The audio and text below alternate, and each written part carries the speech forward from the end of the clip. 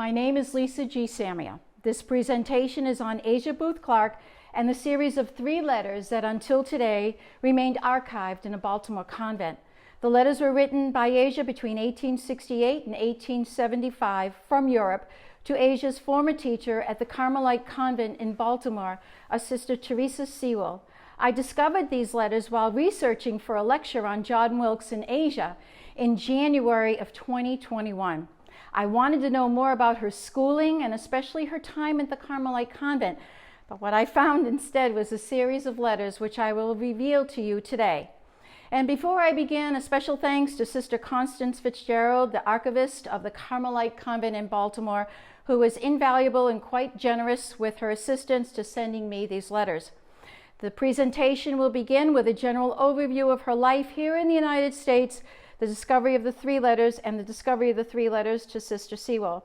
I wanted to try to find out more about her life in Europe.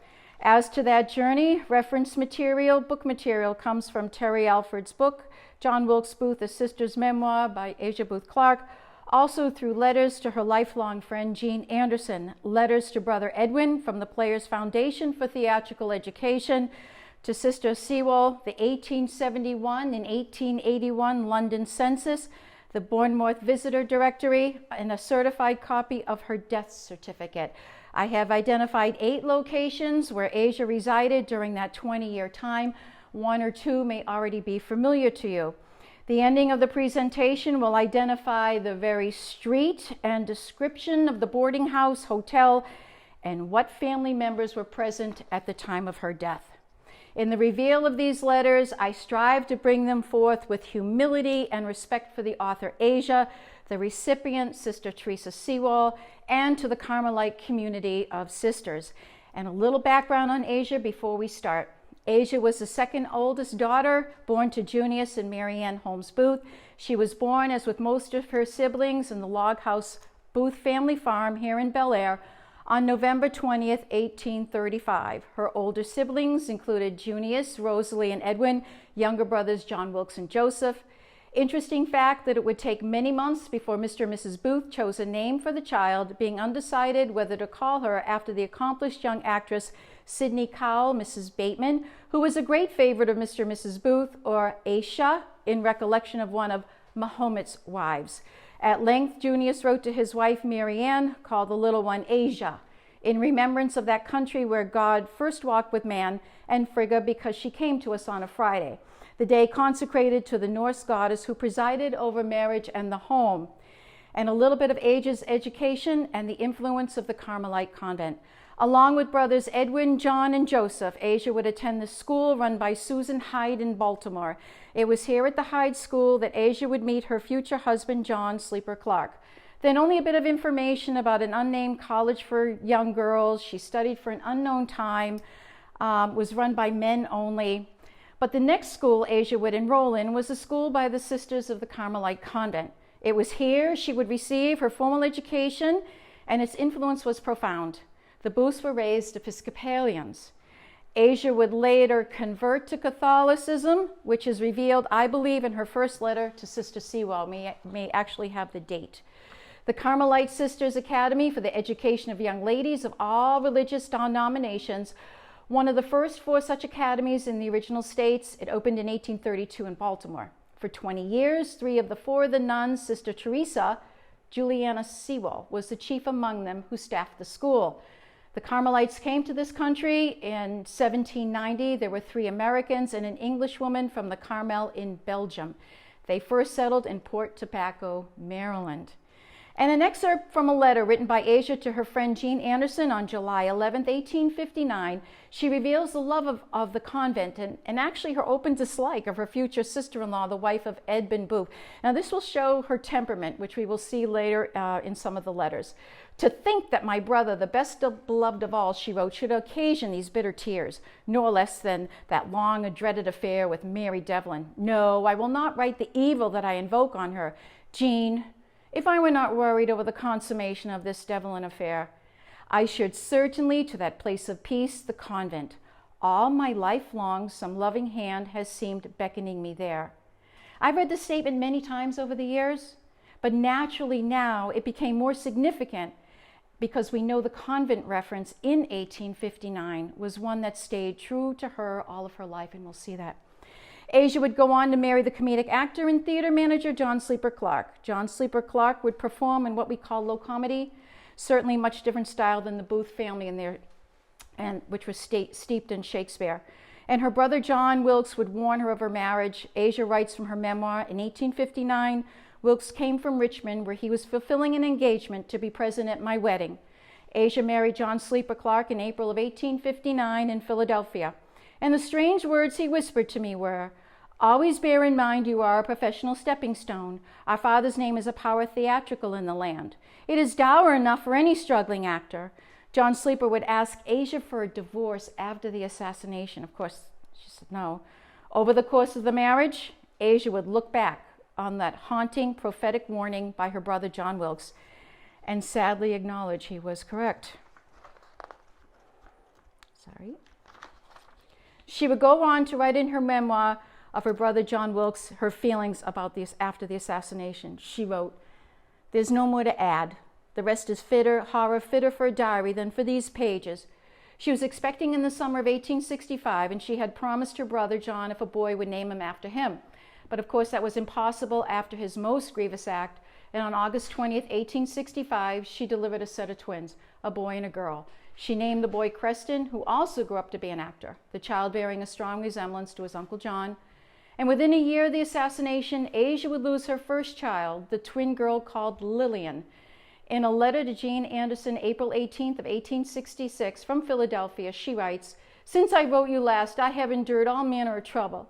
I suppose Rose has told you, if she called and was proposed to doing, the death of my little Lily. It was melancholy time and a sad, sad parting. I was taken quite ill nursing her and had to give her up to Grace and the doctors, being confined to my bed for weeks. It was a dreadful thing to have my Lily brought to my bedside in her little coffin, and then to hear the carriages go away one after the other and return without her." Lillian's middle name, by the way, was Teresa, if that was a connection. This one statement gives us a powerful visual and auditory represent a heartbreaking representation by Asia of the death of her daughter. Visual in the description of the child being brought in a coffin to her at her bedside, and auditory that she tells us she hears the carriages drive away with the child and hears them coming back without her, knowing the child had been buried. It was just a very extraordinary statement, and yet, she enhances this by giving us these very, very powerful representations, which we will see again. Asia would go on to author 3 books. The first, Booth Memorials, Passage, Incidents and Anecdotes in the Life of Junius Brutus Booth the Elder, published in 1866 about the life of her famous father. We'll note here it was published the year after the assassination. Second book was written in 1874, this while living in Europe, but not published till 1938, Asia's book, The Unlocked Book, a member of John Wilkes Booth by his sister Asia Booth Clarke. This was a secret memoir. She had to hide it from her husband, John Sleeper. Asia's husband blamed the Booth family, especially John Wilkes, for his problems. So Asia wrote it in secret and gave it out of the family to have it published, but not till 1938. And her last book, The Elder and the Younger Booth, about her famous father and brother Edwin, published in 1882. Asia would move to England with her husband John and her children in 1868, far away from the memory of John's horrible deed. Yet her life there was not happy. While her husband John flourished in his career, lonely and increasingly ill with rheumatism, she grew to detest London. Husband and wife were going apart. She wrote to her brother Edwin that Clarke kept a private room at the theater and often slept there. If he came home, it was late when all were asleep. He lives a life of mystery and silence as far as I'm concerned. He lives a free-going bachelor life and does what he likes. She believed some of Clarke's time was being shared with another woman, a bachelor in all but a name. Clarke had limited involvement with his 9 babies. 3 additional children had been born after the move to England, daughter Joan and 2 whose names are not known. All died. Again, Asia had written to her friend Jean she was getting hardened to sorrow like poor mother. But the veil of grief was yet to surround Asia once more. The favorite child of both parents, their oldest son Edwin, became an officer in the British Merchant Navy. On December 10th, 1881, while on a voyage from Australia, he was lost at sea. He was just 20 years old. After everything that had happened in her life, Edwin's death was a heartbreaking blow for her. However, through the letters to Sister Sewell, we will learn it was her devotion to her Catholic faith that brought her some semblance of solace in the years and the sadness in Europe.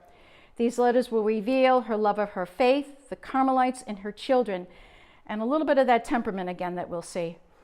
In a life that spanned the small hamlet of Heron, Bel Air, to the city of Baltimore, Philadelphia, the anguish of her brother John's crime in Washington, D.C., to her life in Europe, and finally to her burial in the family plot in Baltimore at Greenmount, it is her faith that she draws her strength and hope for her children and the Booth family. Our first stop in tracing Asia's footprints through Europe was a letter to Jean Anderson dated March 12, 1868, from a suburb of London called St. John's Wood to Abbey Road. And again, this date might not be exactly correct, as she sailed from the United States to England on March 18, 1868, but we'll forgive her that. She describes to Jean she's established in her cozy English home. Now, this is not exactly what we would consider a cozy English home, but if you recognize Abbey Road, you are correct, as across the street is 3 Abbey Road. What is that? Yep, it's the Beatles studio. So just a little connection here. And now, for the first time here at Tudor Hall, with the reveal of these 3 letters, Asia's voice comes out from the past and across the miles to share a deeper part of herself we never knew before, a voice no longer silent with the passing of time. Here is where the letters begin. The first one dated September 5th, 1868 from London. This letter has no address, but it is our next stop on her footprints through Europe. London, September 5th, 1868. She writes, "Dear sister, I have just received your letter and write again hurriedly to let you know I have purchased breviaries." A breviary is a liturgical book of daily hymns and prayers, just in case you didn't know that. I didn't, I had to look that up. And that a friend of ours will leave them in New York to be forwarded by express to you. I ordered them as soon as I heard he was going, as he spent 2 weeks in Paris. The bookseller had time to send them to Belgium. Remember, the Carmelites were established in Belgium. All the images and beautiful things used here in the churches are brought from Belgium. I'm now afraid the books will not suit you. The first is smaller than I expected, but they tell me the new editions are of all that style, and they tried to procure an early edition of that large print, but they weren't successful. So she talks about that. And this next section that I'm going to read to you, that obviously that is very, very, to me, one of the most important parts of all of the letters here. She writes, "I received Holy Communion and confirmation on the 22nd of August. I took the name Ignatia." Note, Asia underlines her confirmation name. This is a wonderful, wonderful find that now we know she took the name, a confirmation name. This is an extraordinary find. I was so excited. And there is a reasonable conclusion here that she converted to Catholicism on August 22nd of 1868. And you're going to say, why is that? Well, I double-checked to be sure, and it said that a person is to be fully initiated in the Catholic Church when he or she has received the 3 sacraments of Christian initiation, baptism, confirmation, and Eucharist. Now, this is achieved through a process of preparation.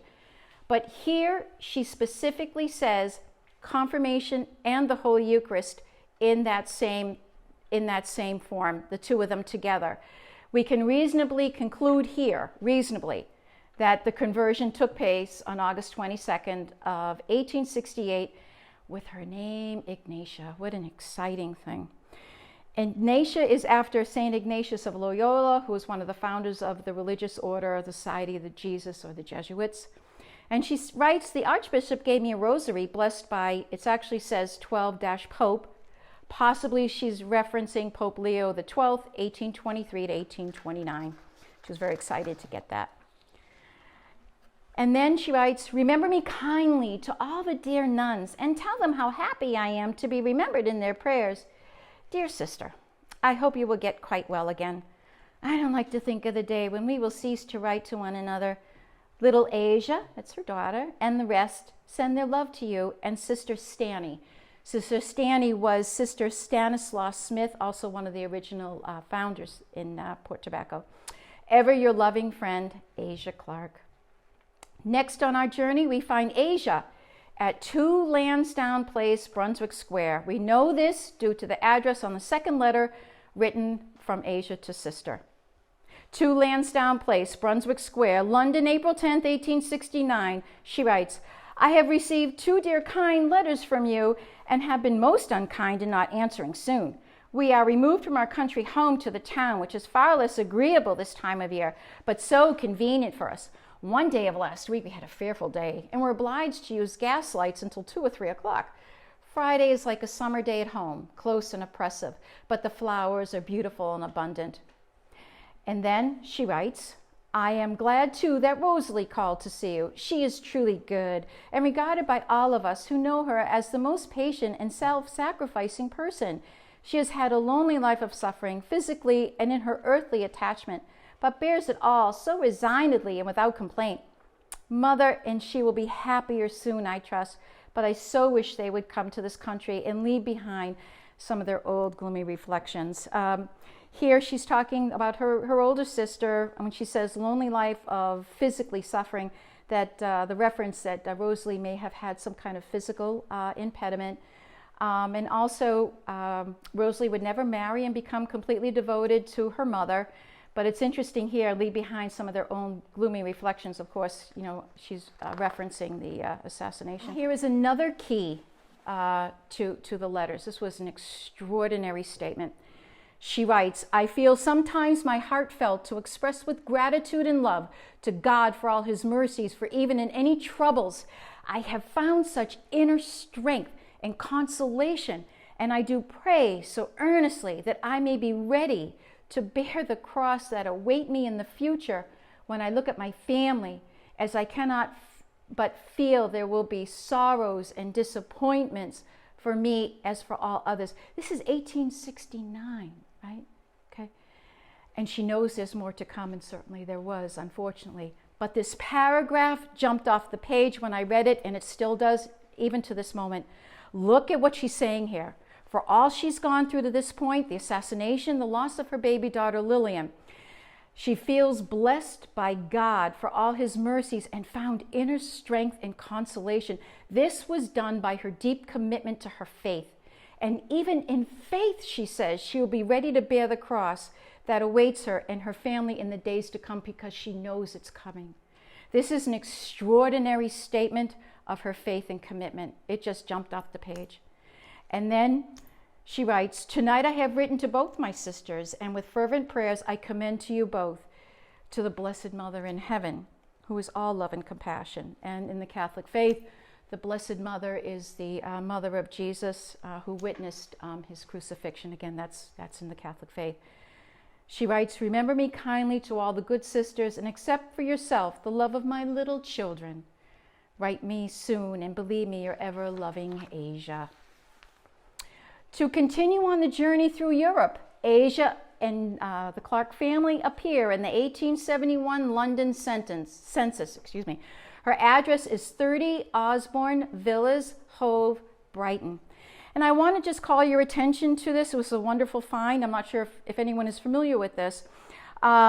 We see here the head of the household is John S. Clarke, his wife Asia, and the 5 children, and there will be 3 servants. The 2 things that called my attention, if you look to where it says profession, for John Clarke, it says annuitant. I always thought he was an actor. Yeah, annuitant. And a shout out here to my friend Darren, who explained to me, he's a finance professional, that annuitant is just simply someone who has a monthly stipend coming in, whether it's through an inheritance, but it was obviously quite generous because there were 10 people that he was supporting on this annuity, we'll call it. And the other thing I'd like to bring to your attention quickly is Edwin, the son Edwin here. Here's the son, and he's 10 years old, and it says scholar. And we're going to reference this 10 years later in 1881 with the next census. Okay, now the year is 1874. We next locate Asia in the year 1874 in the French town of Boulogne-sur-Mer. This is a seaside town in the northwest corner of France. Sur-Mer, meaning of the ocean. 1874 was a significant year for Asia on a couple of levels here. She would write to her friend Jean from this location on December 6, 1874, and she writes, "My life is too lonely here to lose the memory of past happy days in my own country with beloved friends. I declare to you I would gladly have never crossed the sea if I had known it was to separate me forever from my own land." And here we have 19 Rue Bassett. We know, again, that Asia resided in this French town from approximately 1874 to 1875. The address from 1875 is 19 Rue Bassett, Tintelleries, Boulogne-sur-Mer, This is confirmed by the last letter written to Sister Sewall, dated March 22nd, 1875, where she says to the sister, "We have lived in this little French town for a year." This is significant, as we know the unlocked book was written in 1874. With the knowledge that she resided in this town, from what we can reasonably, conclude from March of 1874 to 1875, the address on the letter to Sister Sewall was probably the address where she wrote at least a portion of her unlocked book. So we actually have the address here and what the apartment building. Also, in a letter to Edwin Booth, 1874 from Italy. I didn't even know she was in Italy, okay? No town or time frame on this. She actually writes a poem to her brother Edwin. It is an 8-stanza poem with 5 lines in each stanza. I will read 4 of the stanzas of the poem, and a thank you to Terry Alford who helped me transcribe what I could not. It is a haunting poem, beautifully written, which I believe reveals a level of conflict in love of her brother John and feeling again for her brother Edwin. She uses the strong visualization in this poem, and you will really feel her emotion here. And again, 1874 was the year of the unlocked book. I will read the first 2 stanzas and the last 2 stanzas. It's absolutely beautiful. In dim old palaces and ancient galleries, through dusty corridors and sunless aisles, that weird voice taunts me, thy strange face haunts me, with somber brooding or with radiant smiles. What grand pale faces fill these quaint places, what sculptured heroes and perfected art, dim clue affording, and yet according this deathless beauty with thine living heart. Oof. But magical spirit naught can inherit thine awful greatness, save thine alone. From earliest time, though various crimes, nature preserves her monotone. From youth to age, this heritage guard thou with ever-loving jealousy, that men many desire thee, thy country claim thee, true son of Jesus, genius, incorrupt and free. I believe, again, part of the poem is about John and part of the poem is about Edwin, especially that last part, because we know incorrupt means not corrupt. So, yeah. Then, the final letter to Sister Sewall, we're given another glimpse into Asia's temperament as she relates to Sister Sewall her feelings about Protestants and Catholics. Also, she expresses her love of her children in their efforts to raise money for the church. Letter 3. 19 Rue Bassett des Tintelleries, Boulogne-sur-Mer, France, March 22nd, 1875. She writes, "My dear, dear sister, I was so glad to receive a letter from you. We have lived in this little French town for a year." There it is, right there. "The climate of France suits us all so much better than of England, which is chilly and damp and with a heavy atmosphere." Asia had rheumatism too, so. "The English are a cold and bigoted people and so intolerant of Catholics. It's like a different world here." And she writes, "I know several good families there living in fear of having their religion known. They would forfeit much in consequence, and many poor people would lose their employment thereby. You cannot think how bitter the feeling is towards Catholics and also towards ritualists who are neither one thing nor the other. Yikes, there's that temperament coming through.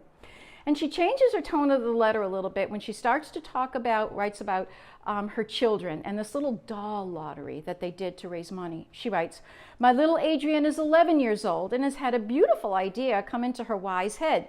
She thought, as our church is very poor and unfinished, that if she and her little friends could make a lottery of all their toys, they could raise some money to help the cure." She uses the French word cure here. It means priest. So she approved of it, and then she says, "The first day they brought in 10 francs, and then I made them a book, and day after day they've gone from door to door until they have collected 90 francs. And she writes, "The cure thinks them such devout girls and praises them so much to us.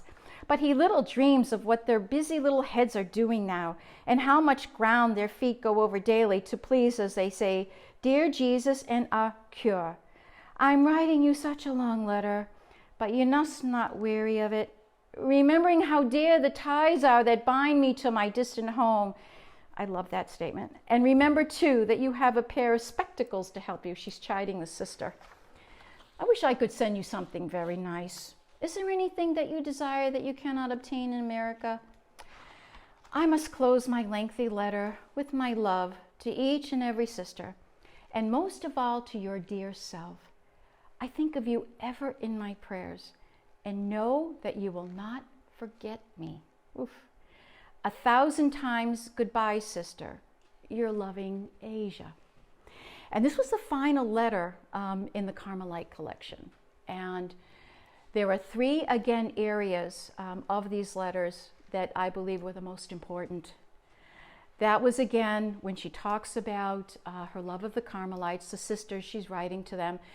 We find out, we believe, when she converted to Catholicism on August 22nd, 1868, the name Ignatia. She shares that name Ignatia with us. That is such a beautiful, beautiful thing.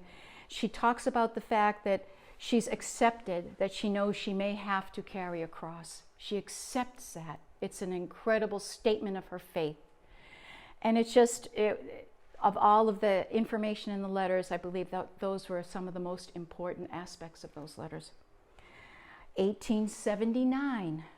The year is 1879. Next on our journey, we locate Asia at the Brighton Marine Hotel in Boulogne-sur-Mer again. This is obviously a modern photo of a marina hotel, Boulogne-sur-Mer. The one Asia references I could not exactly pinpoint. This is a representation of what she may have seen. This address was at the end of a letter to Edwin Booth, dated July 14th, 1879, and she just writes, her next address will be Brighton Marine Hotel, Boulogne-sur-Mer, France. Asia would reveal the declining state of her marriage to John Sleeper to Edwin in a letter dated June 3rd, 1879, in which she says, "I'm so tired of his duke-like haughtiness, his icy indifference, and so disgusted with the many false things he tells me. How he hates me, the mother of his 9 babies. Oh, but I'm a Booth, and that is sufficient." The years 1880 and 1881. Next.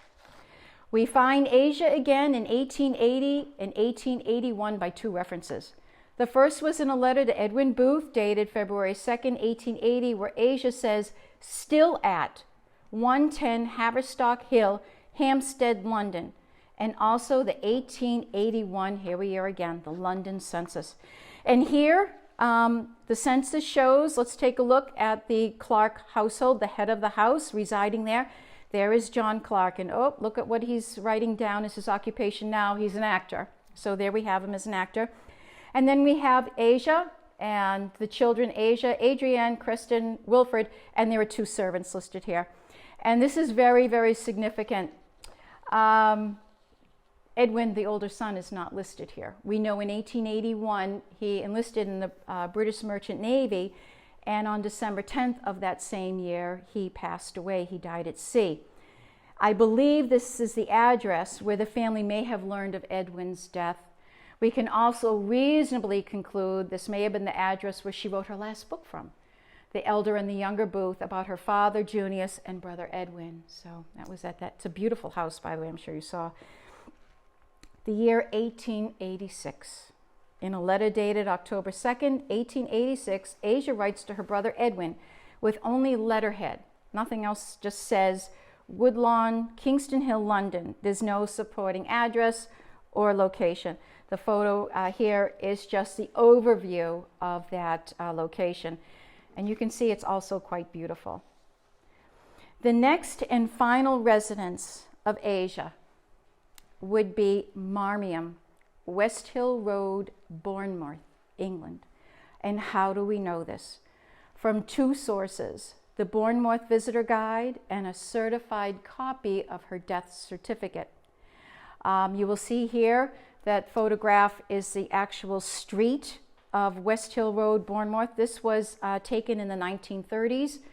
And also the Marmion, this is the name of the boarding house, the advertising. It was very close to the water again, and it just, describes the amenities.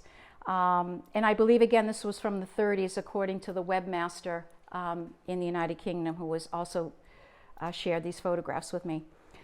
The next document is from the Bournemouth Visitor Guide. This is basically what we would call an old city guide. We don't even have those anymore, right? As to who was residing in the town.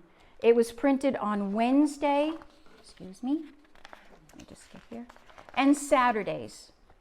With the help of the Bournemouth Public Library, the Bournemouth Visitor Guide was able to produce from April 11th to June 6th, 1888, the time frame of the Clarke family members, as well as a few unknown individuals who were residing at Marmion, West Hill Road, prior to and at the time of Asia's death on May 16th, 1888. This document indicates that present at the time of her death on May 16th were Mr. and Mrs. Clarke, that would be John and Asia, Mr. and Mrs. Rise Morgan in family, that's daughter Asia, her husband Rise, and family meaning their daughter Ethel May Morgan. Mr. W. and Mr. C. Clarke and Miss Clarke, that's her sons Wilfred, Creston, and Adrienne. Research indicates that Asia and Rise had only one child, Ethel May Morgan, who was born in the south of France, actually Côte d'Azur, in 1888. I haven't been able to quite locate the birth day or month. But the reasonable conclusion here would indicate that Asia may have seen her granddaughter at the time of her passing. That's also something I didn't know. And I would like to read to you today, to all here at Tudor Hall, a brief statement from the librarian of Bournemouth Library. This was really, really incredible. His name is Michael Stead.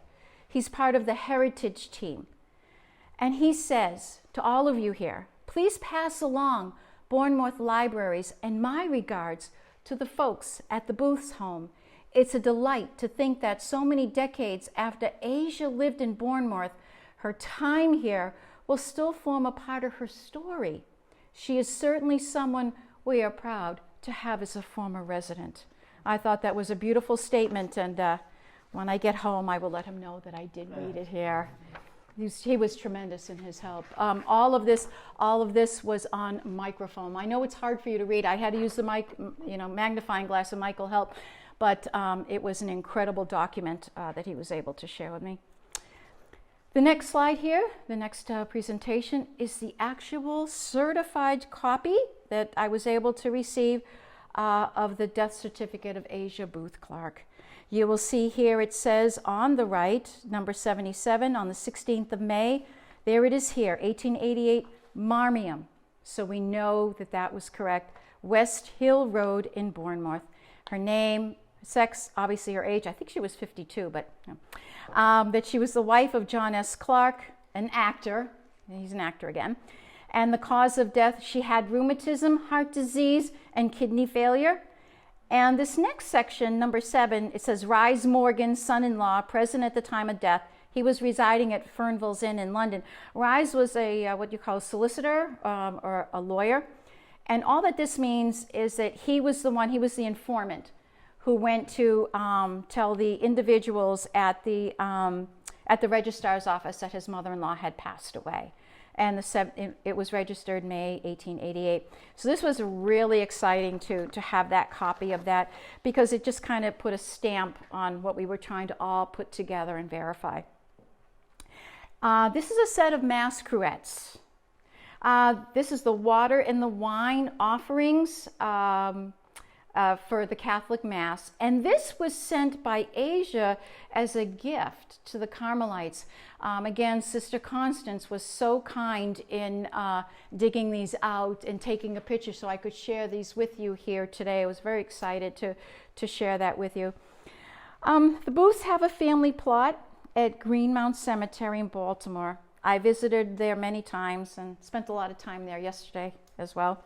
Most of the Booth family is buried there, with the exception of Edwin and brother Junius. Upon the death of Asia in Bournemouth, she asked of her husband and children to be buried at the Booth family plot in Baltimore, which she was. And she's there, just steps away from her brother John, who's also buried there in an unmarked grave. Interesting, of course, that brother and sister would be just steps away from one another, and they were bound together here forever in the finality of death. Again, all that conflict she had with her brother. She couldn't get away from the fact of the terrible, terrible thing that he had done, but she loved him. And to conclude, I like to think there was a guiding hand for me to discover these three letters. It was Asia's words, after all, that compelled me to bring forth more of her untold story and reveal a deeper part of Asia we never knew, yet hold on to now. And because of her letters to Sister Sewell, we find her words of devotion to her faith, Carmelites, and her children. And because of her devotion, we can now welcome and embrace her home here, knowing her full name as Asia Frigga Ignatia Booth Clarke, a fact that is no longer lost to history. Thank you all very much.